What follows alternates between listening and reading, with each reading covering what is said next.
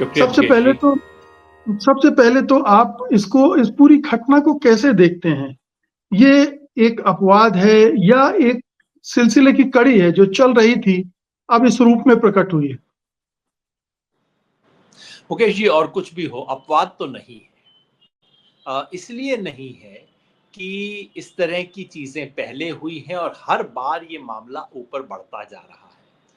और सच बात ये है कि जिस दिन अमित शाह जी का वो वीडियो वायरल हो गया था, उस दिन शाम को ही राजनीति जानने वाले लोग ये जानते थे और कह रहे थे कि देखना कल कुछ ना कुछ होगा जिससे मामले को पलटा जाएगा। गली में, मोहल्ले में जब कोई ऐसा व्यक्ति होता है, जब ऐसे व्यक्ति से, कोई ताकतवर व्यक्ति है, अहंकारी है, उससे अगर कोई गलती हो जाए, तो उसके बाद दो चीजें होती हैं हमेशा।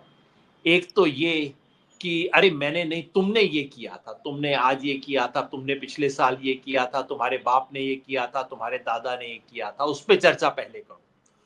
और दूसरा ये होता है कि मोहल्ले में फिर ऐसी कुछ घटना हो जाती है जिसके बाद लोग कहते हैं अरे रे देखो इस बड़े आदमी के साथ बहुत बुरा हुआ भाई।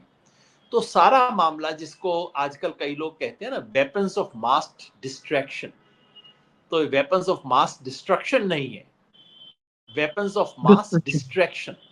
एक औजार जिससे जनता का ध्यान, बड़े पैमाने पे जनता का ध्यान बांटा जा सके। एग्जैक्टली वही हुआ है। गृह मंत्री अमित शाह ने जो कहा वो अशोभनीय था, वो अपमानजनक था, उसमें कोई संदेह नहीं। उनका कहना है कि उनकी 12 सेकंड की इस केवल वीडियो को न देखा जाए, उससे पहले बाद में भी देखा जाए, वो सही बात है। किसी का भी अधिकार होना चाहिए। मैं आप बोलते हैं, सिर्फ हमारा 6 सेकंड 8 सेकंड कोई निकाल के कहे वो सही नहीं है। पूरी चीज देख लो। लेकिन पूरी चीज देखने के बाद भी ये साबित नहीं होता कि वो जो टिप्पणी उन्होंने कही थी वो अपमानजनक नहीं थी। वो टिप्पणी तो अपमानजनक है, इसमें कोई संदेह नहीं हो सकता। ये बीजेपी भी जानती है। अब गलती हो गई, और गलती दो तरह की होती है। एक तो ये कि जुबान आपकी कुछ कहते हुए फिसल गई, आप उसको करेक्ट कर लेते हैं, कोई बहुत बड़ी बात नहीं, बोलते हुए किसी से भी गलती हो सकती है। लेकिन दूसरी गलती वो होती है जिसमें सबको ही जानते हैं कि आपके मन में तो ये बात है, अब आपके मुंह से निकल गई। तो जो मन की बात जुबान पे आ जाती है वो मुद्दा बनता है। और बीजेपी के केस में यही है, क्योंकि हर एक के मन में संदेह तो हमेशा रहता है। इनका जो ट्रैक रिकॉर्ड देखते हुए, कोई आज की बात नहीं है, 75 साल की भी बात नहीं है, उससे पहले की भी 100 साल की इनकी जो विचारधारा की यात्रा है, उसके निशाने पे जो लोग रहे हैं, उनमें से बाबा साहेब की जो विरासत है वो तो इनके निशाने पे रही है। पिछले 20-25 साल से इन्होंने कुछ कवर अप करना शुरू किया है। 1990 के बाद से कुछ कवर अप शुरू हुआ है, उससे पहले तो कवर अप भी नहीं किया करते थे, खुल के गाली दिया करते थे। तो इसलिए जब अमित शाह जी जैसा व्यक्ति ऐसी बात कहता है, तो ये एक गहरा रूप लेती है कि देखा, पहले से इनके मन में थी, खेल तो यही है।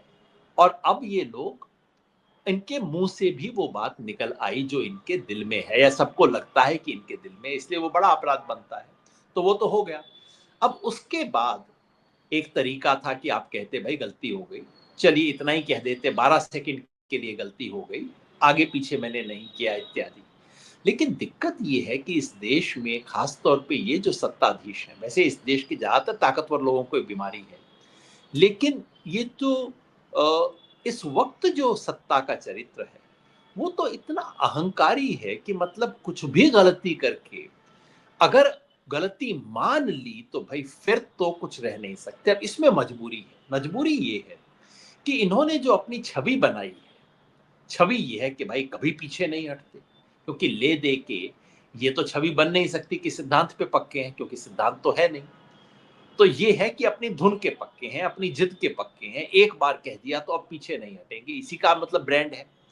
तो अगर पीछे हट गए तो ब्रांड डाइल्यूट हो जाएगा, और आगे बढ़ते हैं तो झूठ पकड़ा जाएगा। तो फिर क्या किया जाए? उसके बाद शुरू होता है वेपन्स ऑफ मास डिस्ट्रैक्शन। पहला ये कि भाई मामला, ये देखिए राहुल गांधी ने ये किया, इंदिरा गांधी ने ये किया, नेहरू ने किया। अब तो नेहरू पे तो हद इस देश की बात टिकती है जाके, कि पाप नेहरू का है।